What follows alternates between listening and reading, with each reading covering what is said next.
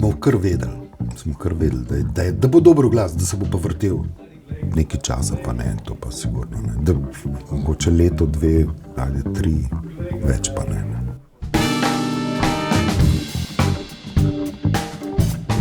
Zavarovalnica Triglav je partner Planice že od leta 1968. Od leta 1979 pa vsako leto omogočimo številnim otrokom mogoče to nepozabno izkušnjo in pa verjamem, da tudi marsikaterega otroka navdihnemo.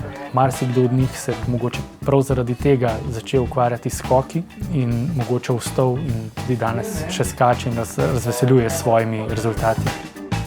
Iz enega avtobusa je v parih letih prišlo 60 avtobusov oziroma 3000 otrok na eno prireditev. Seveda, če hočeš skomunicirati to zgodbo, celo zgodbo, potem postaneš tudi film, katerega ni bilo problem potem posneti film, otroci, Planici in navdušenje na tem filmu je bilo neverjetno. Ampak, ko smo posneli, nam je bilo kar jasno, da je dobro. Zato, ker je imel preprosto sporočilo, ker je bil dovolj zabaven, ne? Ampak v teh malih dnevnih in seveda, ker ta identifikacija, to pa čisto splošno v glasu, kar se mene tiče, to je vedno fajn, če govoriš to isto zgodbo, ne? Takrat je ponovadi glas dober. Ne?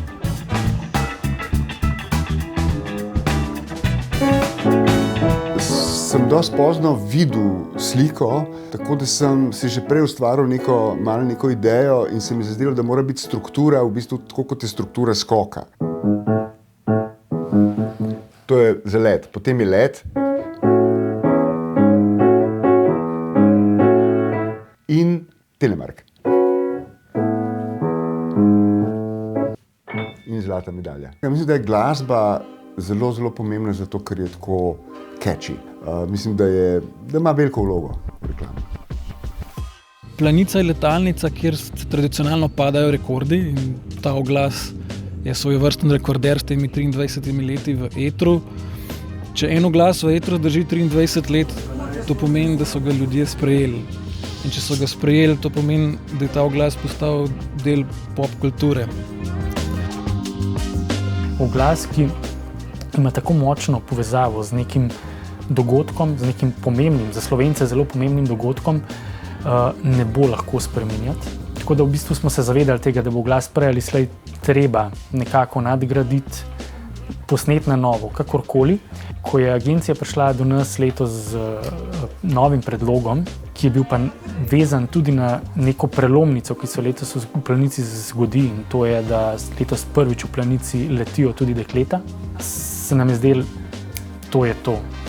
In smo v bistvu takrat prišli na to idejo, da bi v bistvu fantka v tem kultnem Triglavovem glasu zamenjali s punčko.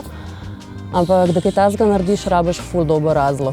Ne moreš v bistvu nečesa, kar ne moreš kar tako spremeniti. Super, sploh nimam kaj reči, si ne bi mogel spomniti boljše stvari. Ta povezava, dva močna identitetni točki v Sloveniji ali pa v tem našem prostoru, ne, moderniziramo, predstavimo današnji čas, to, da je nastopa punčka super, genialno. Vidim ga kot sporočilo, ki ohranja vse elemente preteklega oglasa, torej sanje, pričakovanje, veselje, vzorništvo, neko navdušenje, hkrati pa sporoča še nekaj več, da lahko vsi otroci, vsi ljudje letimo svoje sanje. In tako verjamem, da so tudi dekleta dolgo časa sanjala, da bodo lahko letela na letalnicah.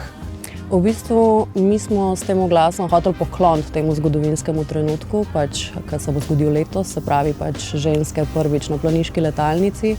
Še nedolgo nazaj je bilo v bistvu govora o tem, da to za njih verjetno ne bo nikoli mogoče in tako naprej. In lik zaradi tega je to taka zgodovinska prelomnica za ta šport in glede na to, da je ta oglas z dečkom bil vedno povezan s Planico, se nam je zdelo prav, da v bistvu tudi počasti en tak velik prelomen trenutek in za Planico in za ta šport.